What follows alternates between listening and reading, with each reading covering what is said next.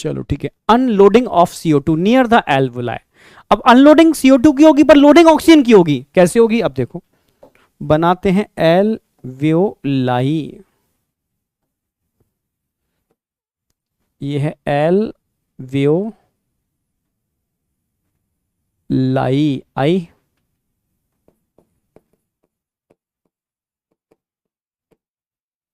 जहां partial pressure of oxygen धड़ाधड़ बराबर, ठीक है, मतलब सुपर होगा। भाई आरबीसी को लेके आते हैं, भाई आ जाओ, बहुत हुआ, आ जाओ भाई, आ जाओ आ जाओ, आ गई आरबीसी। कहाँ आई है आरबीसी? नियर द लंग्स आई है। क्या करने आई है? CO2 को लेके आई है, ऑक्सीजन को लेके जाएगी। अच्छा थोड़ा सा इसको, ठीक है अब सही है। आगे आरबीसी, कुछ नहीं करना है, पहले वाली रिएक्शन को रिवर्स कर दो बस। अब आपके सामने है, देखो सब कुछ रिवर्स होगा। पार्ट 2 एकदम रिवर्स चलने वाला है। देखो पहले हमने क्या लिखा था, कलर चेंज कर देते हैं, HbO2 HbCO2 बन गया था, वही रिएक्शन लिख रहे हैं हम। फिर क्या हुआ था? CO2 प्लस H2O, क्या बना था? H2CO3। फिर क्या हुआ था? H2CO3 का ब्रेकडाउन हुआ था H ion plus HCO3 ion. फिर क्या हुआ था? HbO2 का ब्रेकअप हुआ था और बना था HHB। बिल्कुल वही चीज लिखी है जो उससे पहले थी, देख लो, HbO2 HbCO2 CO2 H2O, बिल्कुल वही चीज लिख दी है मैंने जो पहले थी, वही लिख दी है। मैं बताना चाह रहा हूं कि कुछ भी नहीं है, बस उल्टा क्या हो जाएगा यहां पर, अपोजिट डायरेक्शन में सारी चीजें मूव करना चालू कर देंगे, अपोजिट डायरेक्शन में। यानी पहले एरो ऐसे थे, अब एरो कैसे हो जाएंगे? ऐसे ऐसे ऐसे ऐसे ऐसे हो जाएंगे, सब कुछ वैसा ही है। एरो चेंज हो गई, समय परिवर्तन हो गया, ठीक है, क्योंकि इलाका ऑक्सीजन का है, ठीक है। पहले क्या हो रहा था? पहले यहां से CO2 जा रही थी, अब कौन जा रही है बेटा? ऑक्सीजन। ये ऑक्सीजन गई और ऑक्सीजन जाएगी, CO2 को किक लगाएगी, CO2 बाहर। पहले ऑक्सीजन बाहर, सब कुछ रिवर्स हो रहा है, समझो सब कुछ रिवर्स में जा रहा है, पिक्चर रिवर्स में चल रही है, बदला पूरा हो रहा है। CO2 को किक दी, CO2 बाहर और बन गई HbO2, यानी अनलोडिंग CO2 की हो गई, लोडिंग ऑक्सीजन की हो गई। ऐसे ही रिमेनिंग ऑक्सीजन, अब देखो रिमेनिंग ऑक्सीजन, ये ऑक्सीजन आई, पहले बाहर निकली थी, अब आ रही है, ये आई, घुमा के किक देगी ये ऑक्सीजन। किसको किक देने वाली है? H आयन को किक देने वाली है, और H आयन को किक देते ही, H आयन को किक देते ही H आयन बाहर, H आयन बाहर, H आयन बाहर निकल गए और क्या बन गया? HbO2। इस ऑक्सीजन ने H आयन से भी बदला ले लिया, CO2 से भी बदला ले लिया, ठीक है।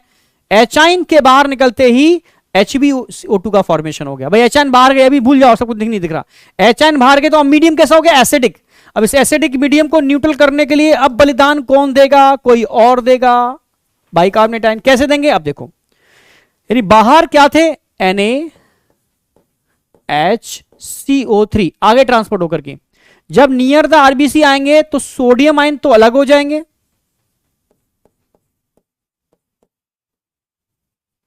और HCO3 आयन अलग हो जाएंगे। अलग क्यों हो जाएंगे? क्योंकि यहां का मीडियम ही अलग है, नियर द लंग्स मीडियम अलग होता है, ऑटोमेटिकली मैकेनिज्म होती है, और तुरंत ही ये बाइकार्बोनेट आयन सीधा डिफ्यूज होकर के हाई कंसंट्रेशन से लो कंसंट्रेशन आना चालू कर देंगे, हाई कंसंट्रेशन से लो कंसंट्रेशन, और अंदर आकर के ये H आयन से बाइंड कर जाएंगे। यानी अब बाइकार्बोनेट आयन क्या काम कर रहे हैं? Bicarbonate ion act as buffer, act as buffer. पहले बफर का काम कौन कर रहा था? हीमोग्लोबिन। अब बफर का काम कौन कर रहा है? Bicarbonate ion. अंदर आते ही बफर का काम कर रहे हैं, H आयन से मिल जाएंगे, कार्बोनिक एनहाइड्रेज एंजाइम की प्रेजेंस में H2CO3 बना देंगे, और कार्बोनिक एनहाइड्रेज तुरंत ही H2CO3 को तोड़ देगा CO2H और H2O के अंदर। CO2 बाहर, बदला पूरा, CO2 बाहर, CO2 बाहर, बदला पूरा, H आयन बाहर, बदला पूरा, मतलब H आयन को भी तोड़ दिया, बदला पूरा। तो पहले क्या हो रहा? CO2 आ रही थी, मैकेनिज्म ऐसे चल रही थी, सारे एरो उल्टो के उल्टे रिवर्स कर दिए, सब कुछ रिवर्स हो रहा है, ठीक है। अब एक रिवर्स, एक चीज बची है, जब बाइकार्बोनेट अंदर आएंगे तो बाहर कौन चले जाएंगे? Chloride ion. क्लोराइड आयन बाहर, ये भी रिवर्स हो गया, इसको बोलते हैं रिवर्स क्लोराइड शिफ्ट।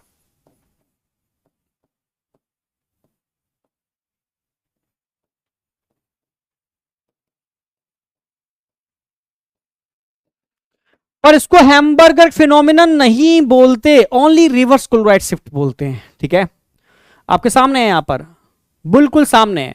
यहां आप ध्यान देना वाली बात यह है कि हीमोग्लोबिन जब ऑक्सीजन से बाइंड करता है तब एच आयन निकलते हैं। यानी एच आयन को रिलीज कौन कर रहा है? ऐसा लग रहा है कि एच आयन को रिलीज हीमोग्लोबिन कर रहा है। नो बेटा, एच आयन को रिलीज तब कर रहे हैं जब HbO2 बन रहा है, तब एच आयन रिलीज हो रहे हैं। फिर से बोल रहा हूं, एच आयन तब रिलीज हो रहे हैं जब HbO2 बन रहा है। अगर एच आयन पहले ही रिलीज हो जाते हैं तो ऑक्सीजन की रिक्वायरमेंट ही नहीं होती। यानी ऑक्सीजन जुड़ रही है हीमोग्लोबिन से, तब एच आयन बाहर निकल रहे हैं। यानी HbO2 act as strong acid. यानी यहां पर HbO2 ऑक्सी हीमोग्लोबिन एक एसिड की तरह वर्क कर रहे हैं एच आयन को रिलीज करके। ठीक है, तो HbO2 act as strong acid. ये बहुत इंपॉर्टेंट लाइन लिख रहा हूं मैं, HbO2 act as strong acid. Acid वो होते हैं जो एच आयन को रिलीज करते हैं, तो एच आयन रिलीज HbO2 कर रहे हैं, ना कि HHB कर रहे हैं। HHB अगर करते होते तो पहले कर दिया होता। वो तब होते हैं जब ऑक्सीजन जुड़ जाती है हीमोग्लोबिन से और एच आयन अलग हो जाते हैं, तब जाकर के, आप समझ रहे हो ना, एच आयन रिलीज होते हैं। तो स्ट्रॉन्ग एसिड का काम यहां पर HbO2 कर रहा है, ना कि HHB कर रहा है। एक एक वो कंसेप्ट बताए मैंने जो आप सोच भी नहीं सकते हो। ठीक है, अगर आपसे कहा जाए कि नियर द प्लाज्मा के अंदर, यहां प्लाज्मा में क्लोराइड ज्यादा होंगे या कम होंगे?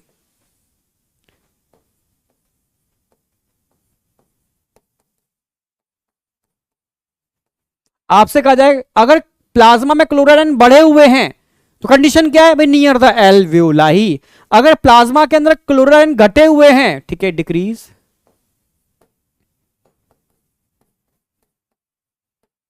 तो सारा क्लोराइड कहां चला जाएगा? अंदर चला जाएगा। ठीक है, आप समझ रहे हो ना मेरी बात?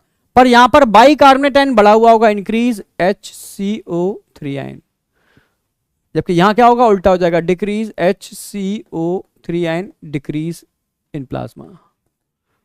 ये सीधे क्वेश्चन मिल जाते हैं आपको भाई। बाइकार्बोनेट आयन सारे सारे अंदर चले गए तो कम हो गए, क्लोराइड बाहर आ गए तो बढ़ गए। Near the alveoli in plasma.